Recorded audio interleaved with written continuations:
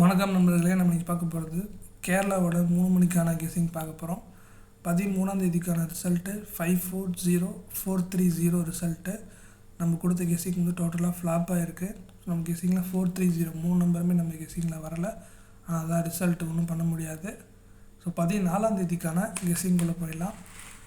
All போர்டில் நமக்கு 8 அதுக்கப்புறம் 7 கிடச்சிருக்கு.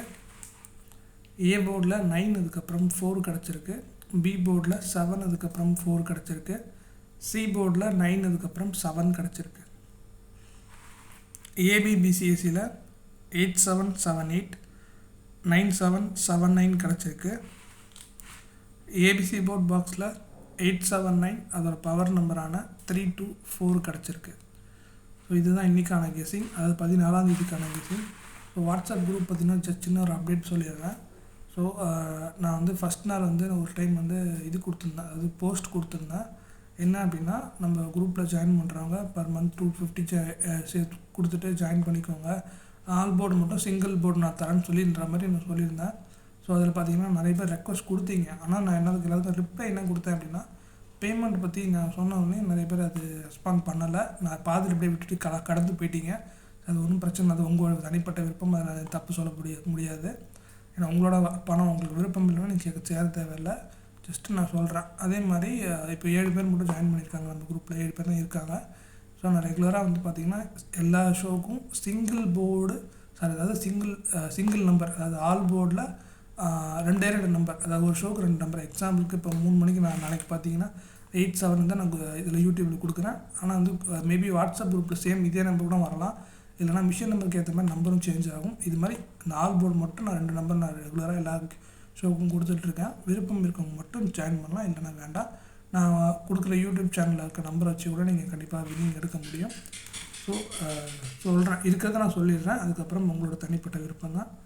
ஓகே. அதே மாதிரி பார்த்திங்கன்னா இன்னொரு விஷயமும், நான் இப்போ கொடுக்குற நம்பர் பார்த்திங்கன்னா வீடியோ பார்க்குறவங்களும் சரி, இல்லை வாட்ஸ்அப் குரூப்பில் ஜாயின் பண்ணுறவங்களுக்கும் சரி, நான் ஏதாவது இப்போது வீடியோவில் கொடுக்குற நம்பர் ஃபாலோ பண்ணால் வீடியோ கொடுக்குற நம்பர் ஃபாலோ பண்ணுங்கள், இல்லை வாட்ஸ்அப் குரூப்பில் கொடுக்குற நம்பரை ஃபாலோ பண்ணுவாங்க, அது ஃபாலோ பண்ணுங்கள். ரெண்டுமே சேர்த்து ஃபாலோ பண்ண வேணாம்.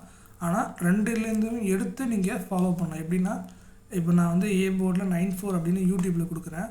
மேபி உங்களுக்கு நான் ஆல் போர்டு வந்து நான் குரூப்பில் கொடுக்கும்போது 95 கூட கொடுக்கலாம், இல்லை 84 அப்படி ஏதாவது ஒரு நம்பர் மாறி கொடுப்பேன். அப்போ வந்து 2 ஷோவில் 2 கெஸ்டிங்லேயும், அதாவது யூடியூப் கொடுக்குறதுலேயும் உங்களுக்கு வாட்ஸ்அப் குரூப் கொடுக்குறது 2 சேம் நம்பர் வந்துச்சுன்னா அந்த நம்பரை நீங்கள் ஸ்ட்ராங்காக எடுத்துக்கலாம். மற்ற நம்பரை நீங்கள் வந்து சாய்ஸில் உங்களுக்கு எது விருப்பமோ அதை நீங்கள் பார்த்து எடுக்கலாம். ஸோ அது மாதிரி சூஸ் பண்ணி முடிஞ்ச அளவுக்கு ஃபில்ட்ரு பண்ணி ப்ளே பண்ண பாருங்கள்.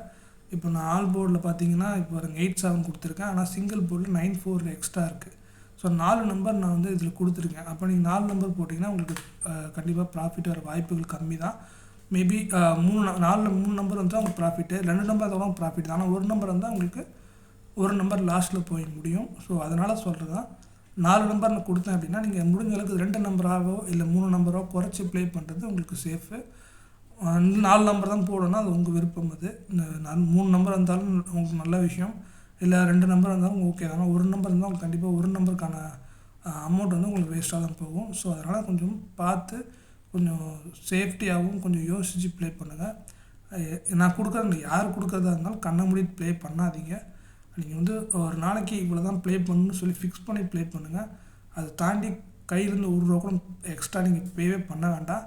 ஏன்னா அது அமௌண்ட் வந்து நீங்கள் எப்படியும் யாருமே வந்து சும்மாலாம் சம்பாதிக்கிறது கிடையாது. ஏதோ ஒரு வேலைக்கு போய் கஷ்டப்பட்டு டைம் ஸ்பெண்ட் பண்ணி தான் சம்பாதிக்கிறோம். ஸோ வர்ற அமௌண்ட் எவ்வளோ ஸ்லோவாக வருதோ, ஆனால் செலவு பண்ணுறது அமௌண்ட் மட்டும் ஸ்பீடாக போயிடும். ஸோ அதனால் வந்து கொஞ்சம் ரெஸ்பான்சிபிள், அதாவது பொறுப்போடு ப்ளே பண்ணுங்கள். யாராக இருந்தாலும் ப்ளே பண்ணுறவங்க, இல்லைன்னா நீங்கள் ஸ்கிப் பண்ணிக்கோங்க. ப்ளே பண்ண ஸ்கிப் பண்ணிவிட்டு நீங்கள் அவங்கவுங்கன்னு கொஞ்சம் குடும்பத்தையும் கொஞ்சம் அவங்களோட ஃபேமிலியும் பார்க்கறது நல்லது.